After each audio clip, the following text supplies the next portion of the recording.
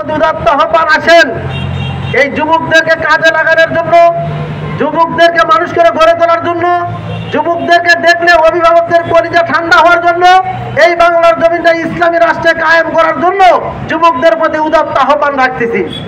এরই পাশাপাশি আমি যে কথাটা বলতে চাই, আল্লাহ রসুলের সময় রসুল বলেছেন তিন শ্রেণীর লোক আমাকে বিরোধিতা করেছে, আবার কিছু লোক আমাকে সহযোগিতা করেছে। যে লোকগুলি সহযোগিতা করেছে তার মধ্যে ছিল যুবক। রসুলের বাণী যে যখন যুবক আমাদের সাথে সঙ্গ দেওয়া শুরু করে দিতে, পৃথিবীর কোন শক্তি আর ইসলামকে ঠেকাতে পারে নাই। আজকে বাংলার জমিনের অবস্থা দেখেও মনে হচ্ছে আজকে দলে দলে যুবকরা ইসলামী আন্দোলনের দিকে ঝুঁকছে।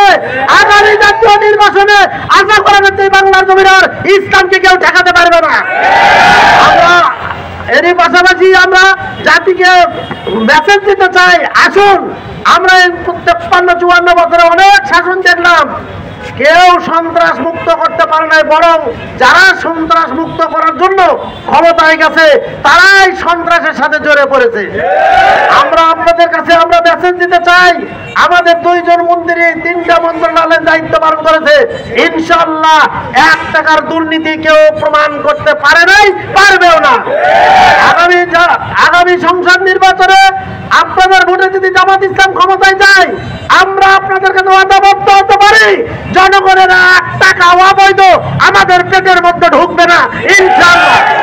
আচ্ছা, আপনাদের সহযোগিতা কামনা করি, জামাত ইসলাম যদি ক্ষমতায় যায় ইনশাআল্লাহ ইসলাম আর সন্ত্রাস এক জায়গায় থাকতে পারে না।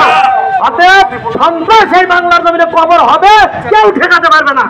আচ্ছা, সেই সন্ত্রাস, দুর্নীতি, চাঁদাবাজ, হাইজাক, মানুষ হত্যা, মানুষগুম, এগুলিকে কবর দেওয়ার লগ্নে ইসলামী আন্দোলনকে ক্ষমতায় বসার জন্য যুবকদের ভূমিকা সবচাইতে বড় আছে। এই আগামী সংসদ নির্বাচনে যুবকদেরকে এই ভূমিকা রাখার উদাত্ত আহ্বান রেখে আপনাদের সবার সুস্বাস্থ্য দীর্ঘায়ু কামনা করে সবার জন্য দোয়া আছে, নিজের জন্য দোয়া আছে। আমার কথা শেষ করছি।